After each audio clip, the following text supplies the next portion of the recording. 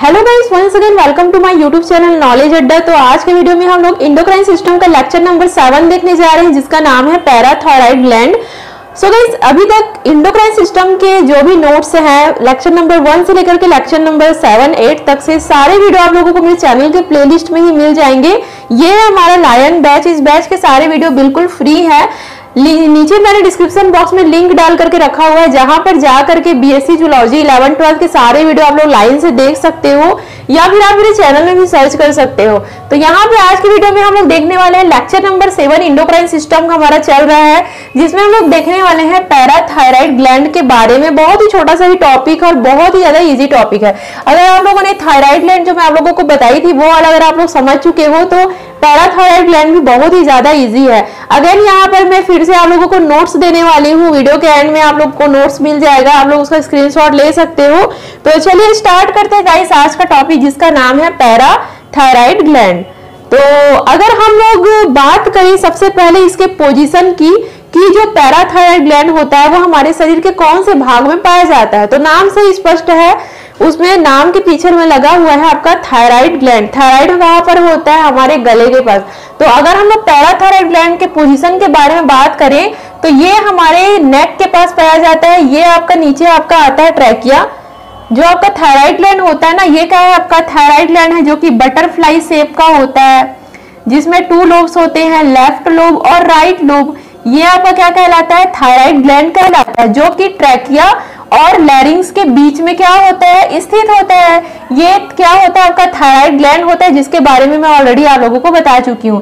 Thyroid gland में 2 lobes पाए जाते हैं, राइट लोब और लेफ्ट लोब। ये आपका है थायराइड ग्लैंड। अब सवाल ये आता है कि आखिर ये पैराथायराइड ग्लैंड कहाँ पर पाए जाते हैं? तो जी हाँ गाइस, ये जो पैराथायराइड ग्लैंड होता है वो थायराइड ग्लैंड के सरफेस में पाए जाते हैं। सरफेस के अंदर क्या होते हैं? वो धसे होते हैं। जैसे कि आप यहाँ पे देख रहे हो 4 डॉट आप लोगों को शो हो रहा है, और यही डॉट क्या कहलाता है? आपका पैराथायराइड ग्लैंड कहलाता है। जी हाँ बिल्कुल, जो पैराथायराइड ग्लैंड होता है ना, वो थायराइड ग्लैंड में ही पाए जाते हैं, लेकिन ये क्या होते हैं? उनके अंदर में धसे होते हैं, क्योंकि इनका जो भी सेल स्ट्रक्चर वगैरह है, जो भी इसका स्ट्रक्चरल है, वो थोड़ा सा अलग होता है थायराइड ग्लैंड की अपेक्षा, है ना। तो अगर हम लोग नंबर्स की बात करें तो टोटल हमारे जो थायराइड ग्लैंड होता है उसमें 4 पैराथायराइड ग्लैंड पाए जाते हैं। 2 लेफ्ट साइड पाए जाते हैं और 2 किधर पाए जाते हैं? राइट साइड पाए जाते हैं। तो अगर हम लोग बात करें पैराथायराइड ग्लैंड का, तो ये 2 पेयर में पाए जाते हैं, ये फर्स्ट पेयर और ये सेकंड पेयर। अगर हम लोग इसकी पोजीशन की बात करें अगेन, तो यह थायराइड ग्लैंड के सरफेस के अंदर क्या होते हैं? धसे होते हैं, और ये आपका होता है पैराथायराइड ग्लैंड। जो पैराथायराइड ग्लैंड होता है वो भी कई प्रकार के हार्मोन्स का क्या करते हैं? सिक्रेशन करते हैं, जिसका आगे मैं आप लोगों को पूरे टॉपिक में बता दूंगी। तो ये तो हुआ गाइस पैराथायराइड ग्लैंड। अगर हम लोग थोड़ा सा इसको अच्छे से देख लें तो यहाँ पे ये है हमारा थायराइड ग्लैंड, जो कि बटरफ्लाई शेप का होता है। लेफ्ट और राइट लोब में क्या होता है? ये बटा होता है, और उसी लेफ्ट और राइट लोब में अंदर में धसे होते हैं ये छोटे छोटे राउंड राउंड शेप के पैराथायराइड ग्लैंड। यहाँ पे आप लोग देख रहे हो टोटल नंबर में ये 4 होते हैं। ठीक है, यहाँ तक क्लियर हो गई आपको। अब आगे हम लोग इसमें डिस्कवरी के बारे में देख लेते हैं कि जो पैराथायराइड ग्लैंड है उसकी डिस्कवरी कब की गई थी और किन किन साइंटिस्ट के द्वारा किया गया था। तो यहाँ पर देखिए रेनॉल्ड ने सन 1835 में पैराथायराइड ग्लैंड की डिस्कवरी की थी, और उनके बारे में बताया था, और उनका नामकरण भी उन्होंने किया था। और ये जो सेंड्रोम नाम के जो साइंटिस्ट हैं, उन्होंने सन 1880 में इनके स्ट्रक्चर के बारे में बताया था, मतलब इसकी जो भी माइक्रोस्कोपिक जो भी संरचना है उसके बारे में सेंड्रोम ने सन 1880 में बताया था, और रेनॉल्ड ने सन 1835 में पैराथायराइड ग्लैंड के बारे में बताया था। तो दोनों साइंटिस्ट का नाम आप लोग अच्छे से याद कर लेना, कौन कौन से सन में इनकी डिस्कवरी वगैरह की गई थी। तो यहाँ तक आपको क्लियर हो गई। अभी तक हम लोग क्या क्या देख लिए कि जो पैराथायराइड ग्लैंड होते हैं वो टोटल 4 होते हैं, नंबर में 4 होते हैं, और ये जो होते हैं वो थायराइड ग्लैंड के सरफेस में क्या होते हैं? अंदर धसे होते हैं। यहाँ तक आपको क्लियर हुआ। अब चलिए हम लोग थोड़ा सा इसके स्ट्रक्चर और इनके जो भी लेंथ वगैरह है उसके बारे में हम लोग देख लेते हैं। तो देख लीजिए यहाँ पर थोड़ा सा, और यहाँ पे अच्छे से स्ट्रक्चर दिख रहा है। ये है आपका पैराथायराइड ग्लैंड, जो कि 4 संख्या में टोटल 4 होते हैं। जो कि आपका कहलाता है पैराथायरॉइड ग्लैंड। अब चलिए अब हम लोग इसके लंबाई, चौड़ाई, मोटाई और भार के बारे में देख लेते हैं। तो जल्दी से बता देती हूँ, इसकी जो लंबाई होती है, मैं यहाँ पे एक एक की बात कर रही हूँ, है ना, चारों की बात नहीं कर रही हूँ, क्योंकि बहुत छोटा सा ही होता है गाइस, इसका साइज बहुत छोटा सा ही होता है। तो अगर हम लोग इसकी लेंथ की बात करें तो केवल 6 से 7 मिलीमीटर क्या होता है, इसका साइज होता है। अगर हम लोग इसकी चौड़ाई की बात करें तो केवल 3 से 4 मिलीमीटर इसका चौड़ाई होता है। अगर हम लोग इसकी मोटाई की बात करें तो केवल 1 से 2 मिलीमीटर क्या होता है, इसकी मोटाई होती है। और अगर हम लोग भार की बात करें तो इसका भार बहुत ही कम होता है। देखिए 0.03 से लेकर के 0.05 ग्राम क्या होता है, इसका भार होता है।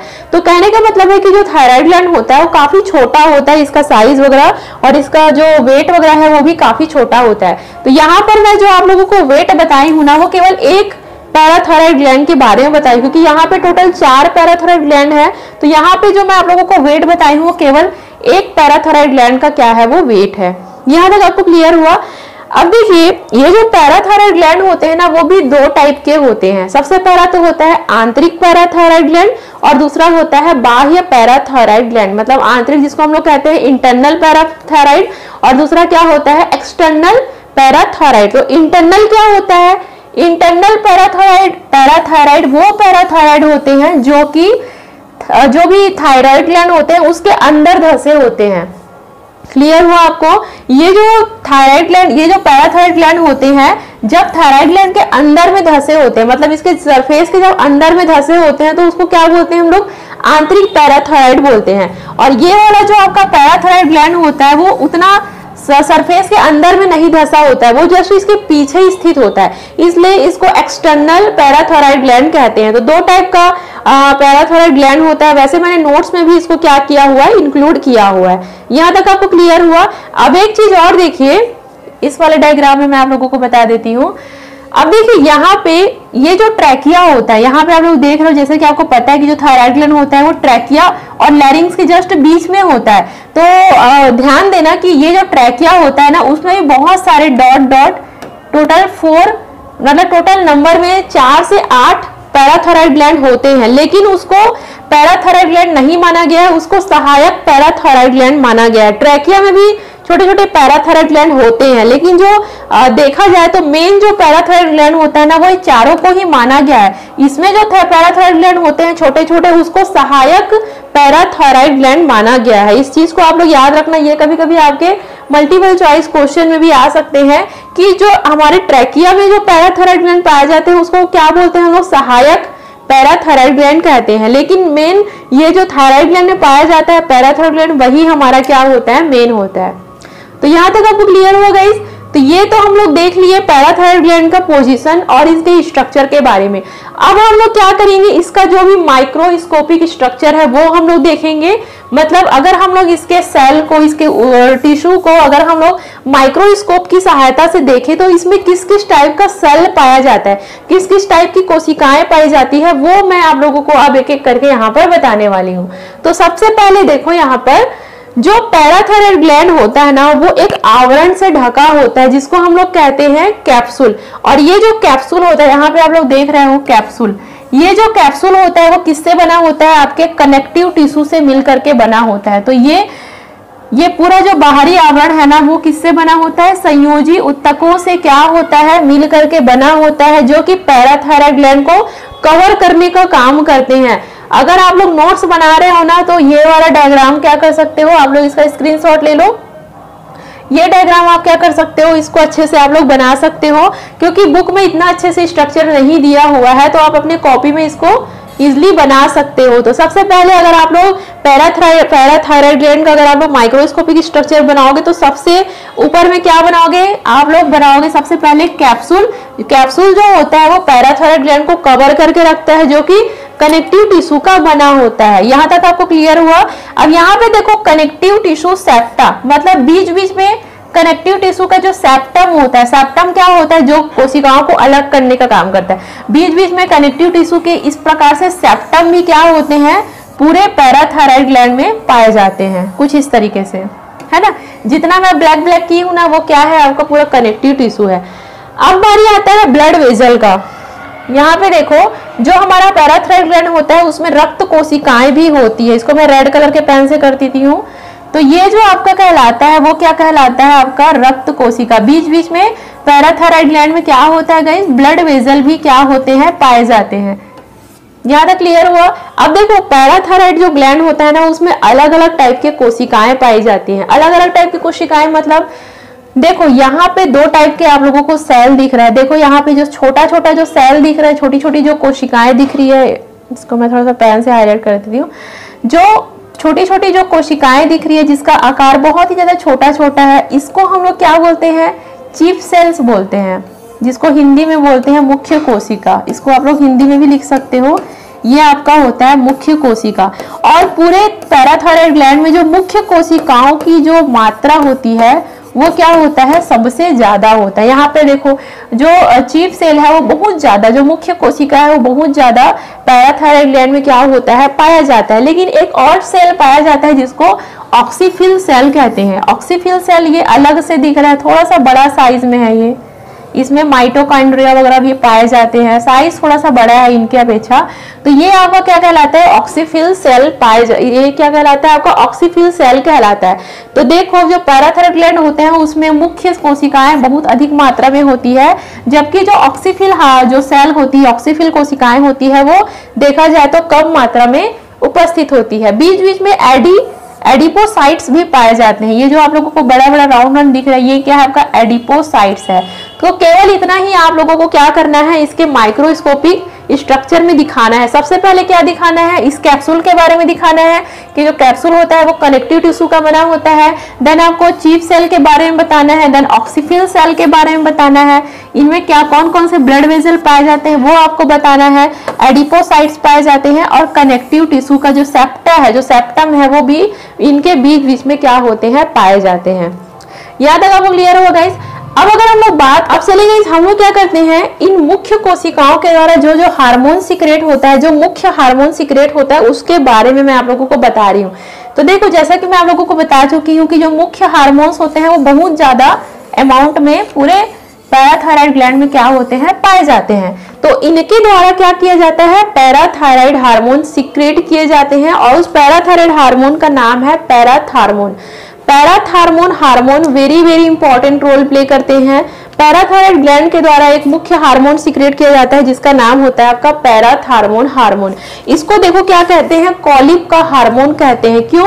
क्योंकि जो कॉलिप नाम के साइंटिस्ट थे उन्होंने इस हार्मोन की डिस्कवरी की थी, तो उन्हीं के नाम के आधार पर इसको कॉलिप का हार्मोन कहा जाता है। वैसे मैं जो नोट्स आप लोगों को दूंगी ना, उसमें मैं पूरा बताई हूँ इस हार्मोन के बारे में। अगर हम लोग इसके फंक्शन की बात करें, कार्य की बात करें कि आखिर ये हमारे शरीर के लिए इतना उपयोगी क्यों है हार्मोन, तो देखो ये हार्मोन क्या करता है, हम जो खाना खाते हैं ना उसमें क्या होता है, कैल्शियम प्रेजेंट होता है। उस कैल्शियम और जो फॉस्फेट वगैरह होता है उसको एब्जॉर्ब करने का काम करता है, मतलब उसको अवशोषित करने का काम करता है। और आपको तो पता है कि जो कैल्शियम होता है हमारे शरीर के लिए कितना ज्यादा आवश्यक है। हमारे जो बोन्स होते हैं, हमारी जो हड्डियां होती है, उनमें कैल्शियम का जमाव, मतलब हमारे हड्डियों में कैल्शियम को जमाने का काम भी इसी हार्मोन के द्वारा किया जाता है। मतलब कैल्शियम से रिलेटेड जो भी चीजें हैं वो इसी हार्मोन के द्वारा क्या किया जाता है, कंट्रोल किया जाता है। अगर हमारे शरीर में कैल्शियम की मात्रा अनुपस्थित होती है, अगर हमारे शरीर में कैल्शियम की मात्रा कम हो जाती है, तो हमारे शरीर की जो हड्डियां होती है उनमें कई प्रकार के रोग उत्पन्न होने लगते हैं। विटामिन डी भी ठीक से काम नहीं करती है कैल्शियम के अब्सेंस में। तो ये सारे हैं इन हार्मोन का फंक्शन। तो यहां तक आपको क्लियर हुआ गाइस।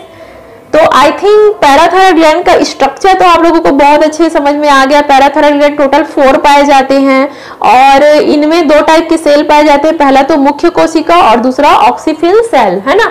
जो मुख्य कोशिका होती है उन्हीं के द्वारा ये हार्मोन सीक्रेट किया जाता है, पैराथार्मोन हार्मोन, और ये हार्मोन हमारे बॉडी के लिए बहुत ही ज्यादा जरूरी है। यहाँ तक आपको क्लियर हुआ गाइस। अब चलिए गाइस, हम लोग क्या करते हैं, जो पैराथायराइड ग्लैंड है उसके हम लोग डिसऑर्डर के बारे में देख लेते हैं। मींस इससे अगर हमारे शरीर में जो हार्मोन्स का लेवल अगर बढ़ जाता है, मतलब जो पैराथायराइड ग्लैंड के से जो भी हार्मोन्स निकलते हैं, अगर उनका लेवल हमारे शरीर में बढ़ता है तो फिर कौन कौन से रोग उत्पन्न होते हैं। तो देखिए, सबसे पहला है आपका ऑस्टियोपोरोसिस। ऑस्टियोपोरोसिस जो होता है वो एक हड्डी का रोग होता है। इसमें क्या होता है, जो हमारे शरीर की हड्डियां होती है वो कमजोर हो जाती है, कोमल हो जाती है, है, भंगुर हो जाती है।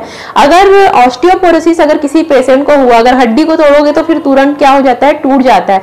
देखना जो बुजुर्ग लोग होते हैं उनके हाथ पैर में दर्द, ये दर्द की समस्या पैदा होती है, तो ये सब क्या है, ऑस्टियोपोरोसिस के कारण ही होता है। सेकंड नंबर का आपका हाइपर कैल्सीमिया। हाइपर कैल्सीमिया क्या होता है, हमारे शरीर में कैल्शियम का लेवल बढ़ जाता है।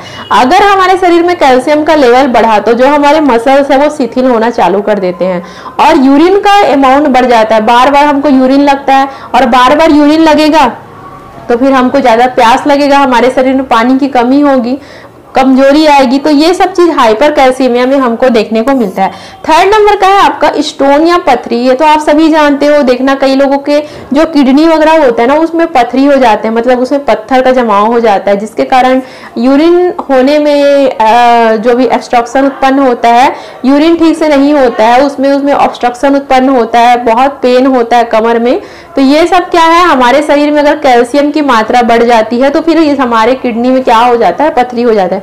कुछ लोग देखना पेंसिल खाते हैं, चौक खाते हैं, तो पेंसिल चौक में भी क्या रहता है, कैल्शियम प्रेजेंट होता है। इसलिए अगर किसी को आदत है पेंसिल वगैरह खाने की आदत है तो उसको अभी से छोड़ दो, क्योंकि पहले मैं भी बहुत पेंसिल खाती थी तो मेरे जो किडनी है उसमें भी क्या हो गया था, स्टोन हो गया था। तो फिर डॉक्टर मेरे को बहुत चिल्लाए थे कि ऐसा पेंसिल वगैरह नहीं खाना चाहिए, है ना। तो ये सब चीज से क्या होता है गाइस, स्टोन वगैरह होने का खतरा बढ़ जाता है। क्योंकि देखो जो पैराथार्मोन हार्मोन रहता है वो मेनली कैल्शियम से ही रिलेटेड होता है, कैल्शियम को ही स्टोर करने का काम करता है। अगर हमारे शरीर में कैल्शियम का लेवल बढ़ेगा तो हमारे शरीर में पथरी, स्टोन का तो जमाव होगा ही होगा, है ना। तो ये सारे क्या है, पैराथायराइड हार्मोन जो ग्लैंड है उनके डिसऑर्डर्स हैं। तो अब आप लोग क्या कर लो, जो भी नोट्स है उसका स्क्रीनशॉट ले लो।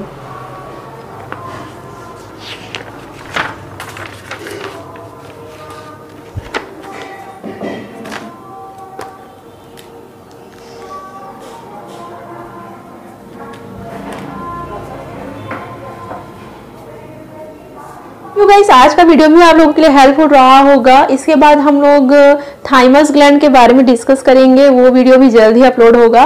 So thank you so much guys for watching this video. Channel को सब्सक्राइब जरूर करें और आप मुझे इंस्टाग्राम में भी फॉलो कर सकते हो, नीचे मैंने लिंक दिया हुआ है, इस चैप्टर के सारे वीडियो आप लोग लाइन से वहां पर भी देख सकते हो। So thank you so much guys for watching this video.